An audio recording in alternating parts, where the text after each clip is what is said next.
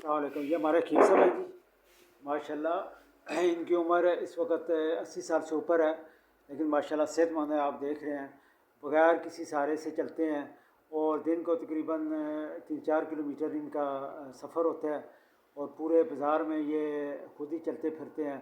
तो आज मेरे पास ये आए हैं तो मैंने कहा चलें इनके तजर्बात लोगों तक भी पहुँचाए जाएँ।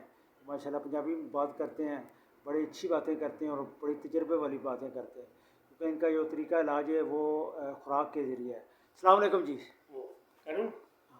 सलाम, क्या हाल चाल है की जी क्या हाल चाल ने?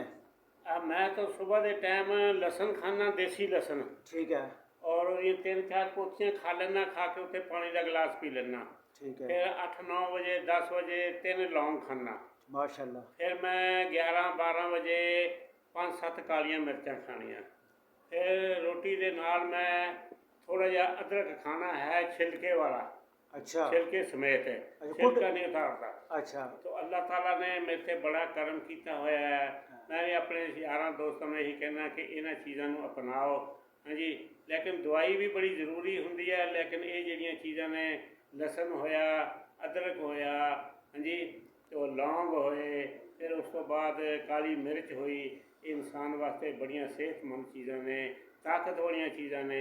हाँ जी, अगर पट्ठियां की ज़्यादा कमज़ोरी है तो सफ़ेद प्याज डेली खाना चाहिए। सफ़ेद प्याज, सफ़ेद प्याज, ठीक है, तो इंशाअल्लाह ताला आपको सेहत मिल जाएगी। बाकी चीज़ है कि जितना भी वर्जिश हो सकती है, जी धुप हैगी आ, ये अद्धा घंटा 15 मिनट 20 मिनट 8-9 बजे बैठना चाहिए, ताकि थोड़े हड्डियों को ताकत मिल जाए। ठीक है, समझी ना? और ये बहुत ही अच्छी चीज़ है। और उस तो बाद अपनी खुराक रज के खाओ, हाँ जी, सादी खुराक खाओ, हाँ जी, तो अल्लाह ताला आपकी सेहत बरकरार रखी। कोई बीमारी इंसान के नज़दीक नहीं आती। जो बंदा काम करता है, एक सब तो वड्डी चीज़ है कि फिक्र ना करो किसी चीज़ का। ठीक है, चाहे गुरबत आ गई है, चाहे बीमारी है, चाहे रिश्तेदारी दूर नेड़े हो गई है, लेकिन अपना खुश रहो, और खुशी के नाल ही जिंदगी है। अगर गम करोगे तो ज़िंदगी ख़त्म हो जाएगी, फिक्र करोगे तो ज़िंदगी ख़त्म हो जाएगी। जी मेरे को आ चीज़ नहीं, आ चीज़ नहीं, मेरे भाई के पास आया, मेरे बहन के पास आया, मेरे रिश्तेदार के ना, जो तेरे मुकद्दर से अल्लाह पाक ने तुझे दे दिया, बस उधर के अनुसार करो। बाकी अल्लाह ताला, तुरो फिरो, सारा दिन पैदल चलो, कारोबार करो, थोड़ा करो। मैं कई दफ़ा मजदूर लगे होंगे 100-50 इट चुक के उधर रख देना है, हालांकि मैंने कोई ज़रूरत नहीं है। अल्लाह ताला ने शुक्र है रब दा, रोटी टाइम ना मिलती पई है, हर चीज़ है। और लोग कहेंगे बाबा तू क्यों ये कम करदा? मैं कहना यार कुछ नहीं होंदा है।